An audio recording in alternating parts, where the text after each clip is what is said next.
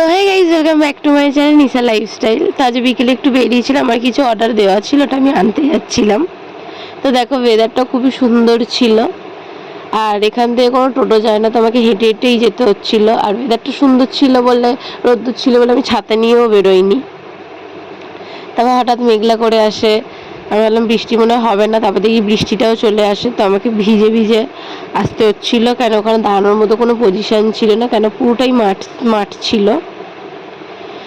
তো এইখানে আমি কিছুক্ষণ দাঁড়াই, কিন্তু যেহেতু ভিজে গেছিলাম আর বৃষ্টি থামছিল না, তো তাই তাই জন্য ভিজে ভিজেই বাড়ি চলে আসছিলাম। আর সন্ধেও হয়ে যাচ্ছিল অনেকটা, আর রাস্তাটা আমি ভালোভাবে চিনি না, আর পুরো কাদা কাদা ছিল, আমাকে জুতো হাতে করে নিয়ে আসতে হয়েছিল। এখানে অনেকদিন পরে বৃষ্টিতে ভিজে বেশ মজাও লাগছিলো, ভিজে ভিজে বাড়ি আসছিলাম আমি। তো বাড়িতে এসে ফ্রেশ হয়ে আমি জিনিসগুলো চেক করছিলাম, যে অর্ডার দিয়েছিলাম সেগুলো সুন্দর এসছে কিনা। আর খুবই সুন্দর এসেছিলো, আমার পার্সোনালি খুবই পছন্দ। এগুলো পুরো হ্যান্ডমেড, দিদিটা হাতেই বানায়, তো আমার খুব ভালো লেগেছে জিনিসগুলো। তো এখানে আমি এটা পরেও দেখছিলাম, তো ভিজে গিয়ে লাভ হয়েছে, খুব সুন্দর কোয়ালিটি এসেছিলো, আমার খুব পছন্দ হয়েছিল। তো দিদি আমি সন্ধ্যাবেলা একটু বেরিয়েছিলাম, অনেক কিছু কেনার ছিল। তো দিদি আমি এখানে বকতে বকতে যাচ্ছিলাম, প্রথমে মাংসটা নিয়ে এসে তারপর একটা দোকানে যাচ্ছিলাম, ওর কিছু জুয়েলারি কেনার ছিল। তো আমাদের এখানে মন্দিরটা খুব সুন্দর, তো ভাবলাম তোমাদেরকে একটু দেখাই। তো এখানে আমি দাঁড়িয়ে আছি, ও নিচ্ছে, আমাকে তো কিনে দেবে না, আমাকে শুধু নিয়ে আসে, কোনটা ভালো লাগছে বোন দেখ, আমি দেখে দিই।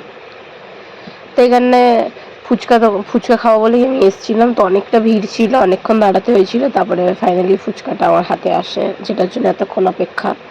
তো আমি এখানে জল ফুচকা খাচ্ছিলাম, দিদি খাবে না, কেন ওর হোমিওপ্যাথি ওষুধ চলছে, ওই জন্য খাবে না। তাও বলেছিলাম খাবি, বললাম না খাবে না, তো ছাড়ো আমি খেয়ে নিই।